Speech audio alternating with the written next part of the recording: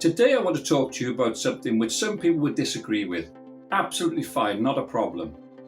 What I'm going to tell you is, do not set aims and objectives in your life, be that your personal life or your professional life. Now, I already hear people out there saying, why, Nigel, why? Why, Nigel, why? It's things that I've discovered as I've got older, as I've become more of a mature gentleman. When I was younger, I was sort of expected to set aims and objectives. And I didn't realise this was having a detrimental effect on my well-being and potentially my mental health. What I thought was that this was the way. I thought that everybody sets aims and objectives. So why am I saying this? I'm saying this purely and simply because if you set up aims and objectives, then what you're doing is you're setting yourself up to fail. And the reason for that is because you are creating an arbitrary line in the middle, which is the sort of thing that delineates between success and failure. What happens if you only just fail? No, using this sort of measurement now, what happens if you only just succeed? That's not the same as 100% success or 0% failure.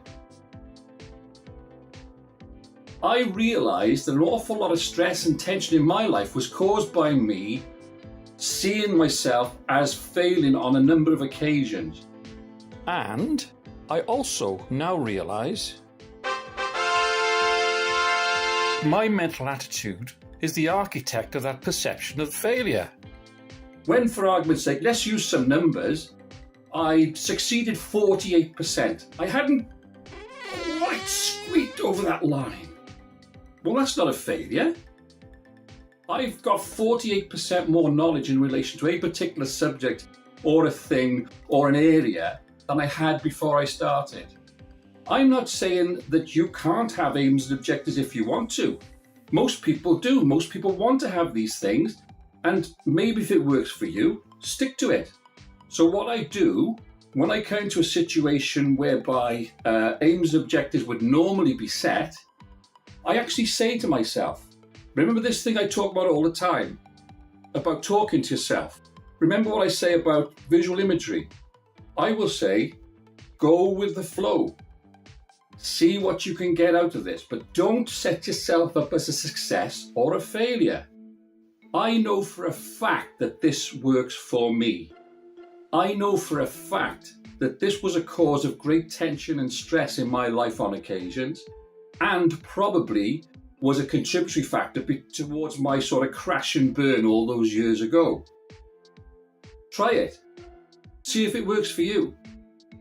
See how much you can achieve, and then make the actual mental resolution, if you want to call it that, to say, how much did I actually know now that I didn't know then?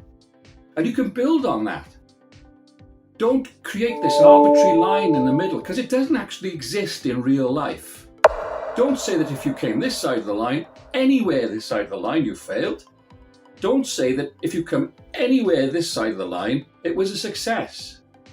Because you are creating those opportunities for you to be disappointed in yourself and to put extra stress and tension on your shoulders. Let it go. Let it go. Let it go. Get rid of that stress and tension. That's what we're all about. Take that weight off your shoulders. And don't do things that contribute to making these things happen. That's my opinion.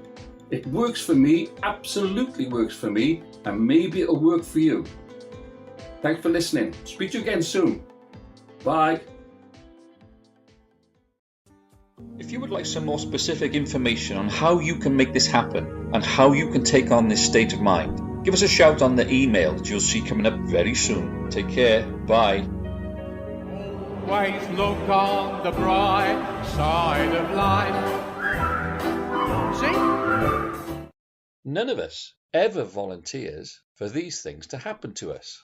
We strongly feel that our task is to accept it for what it is and use it in a positive way to try and help you and others if and when we can.